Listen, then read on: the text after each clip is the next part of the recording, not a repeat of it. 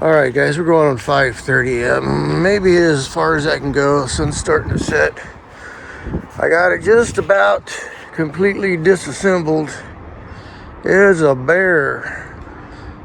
A lot of these bolts they're just super tight, you know. And then once you got them cracked, you say, yeah, right, yeah, that's no good. Cause they still got Loctite on them, and they just, man, you gotta muscle them all the way off.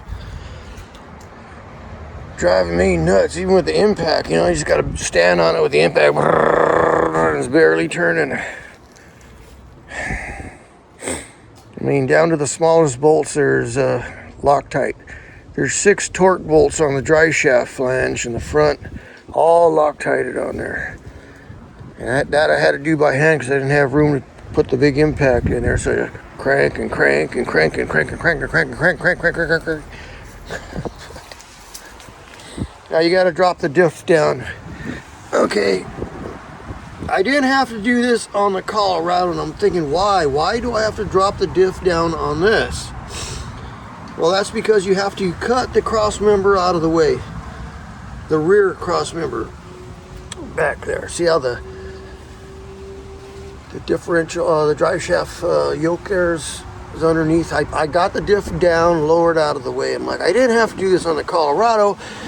And that's because you don't have to cut the the rear cross member out of the way. It bolts. It unbolts. Oh, that's why. So you unbolt it, and I just lowered it. I just lowered the diff back down. You do have to do some trimming on the Colorado, but you don't have to freaking cut it. The center section unbolts, which is nice. This one you got to cut it out of the way, and then you got to trim it.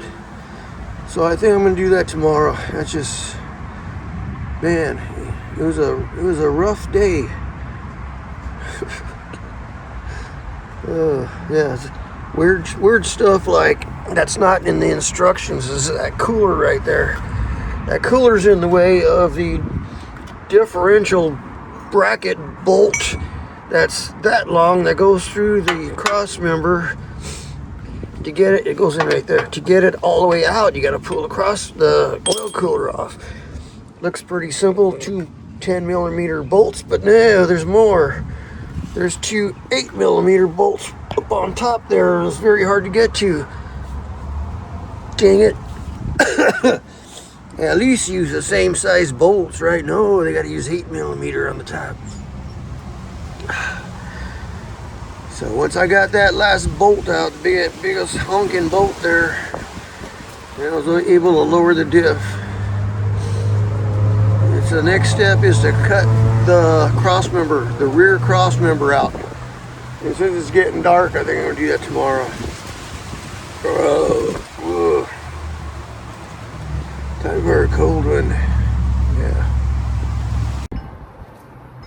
Well, what do you think? It's like 5:30. I think I've about as far as I can go. Starting to cool off, you know. It's like the tires. Awesome. What I need is the wheels. Waiting on the wheels.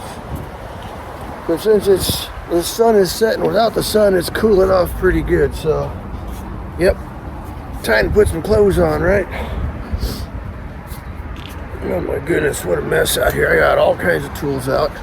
But I'll tell you what, it sure was nice. The sun felt good, the wind was blowing all day. But we'll be back at it tomorrow, and